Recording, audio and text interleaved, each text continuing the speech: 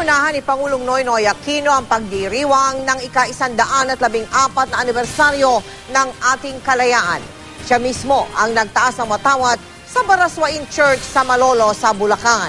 Ipinagdiwang din sa iba't ibang panig ng bansa ang araw ng ating kasarinlan. Nakatutok si Teresa Andrade. Sa Baraswain, Malolos, Bulacan, itinatag ng Kongreso ang kauna-unahang Republika ng Pilipinas. Sa kanyang talumpati, sinabi ni Pangulong Noynoy Aquino, patunay raw na noon pa man mulat na ang ating mga ninuno sa prinsipyo ng demokrasya. Matagumpay nilang ipinunlang isang salingan na bukal ng katarungan, magtatanggol at magtataguyod ng kabutihan at sisiguro sa pantay na karapatan para sa lahat. Pero ayon kay Aquino, dismayado raw siya dahil may ilan pa rin naghahanap ng butas para gamitin sa sariling interes ang saligang batas. May mga opisyal na harap-harapan kung lumabag sa batas at harap-harapan ding tinatakasan ang pananagutan. Ang konstitusyon na dapat ay natatakbuhan ng karaniwang tao ay nagiging laruan na lamang ng mga naghahari-harian.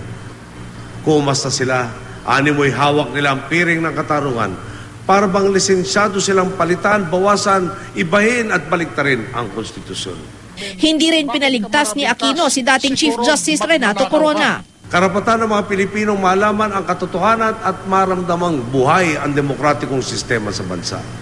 Muli rin itong idiniin sa ating mga lingkod bayan na ang kapangyarihang ipinahiram sa kanila ni Juan de la Cruz ay may kaakibat na responsibilidad at pananagutan.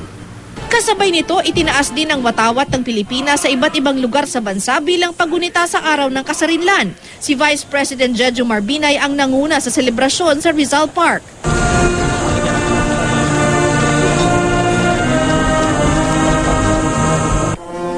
Si Tourism Secretary Ramon Jimenez naman ang nanguna ng selebrasyon sa Pamintuan Mansion sa Angeles, Pampanga. Sa balkonahe nito, iwinagayway ni General Emilio Aguinaldo ang watawat ng Pilipinas sa unang anibersaryo ng kasarinlan ng Pilipinas noong June 12, 1899. Sa Emilio Aguinaldo Shrine, muling isinagawa ang selebrasyon sa Kawit, Cavite. Si DOTC Secretary Mar Rojas ang nag-alay ng bulaklak sa puntod ni General Emilio Aguinaldo.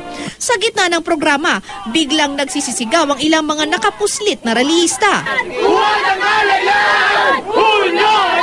Hindi napansin ng kanilang pagdating dahil bukas ang buong parke para sa publiko. Agad ding napaalis ng mga pulis ang mga rallyista.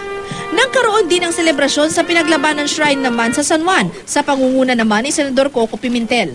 Sa monumento ni Gat Andres Bonifacio sa Caloocan, si Justice Secretary Laila De Lima ang nanguna sa selebrasyon. Teresa Andrade, Nakatutok, 24 Oras.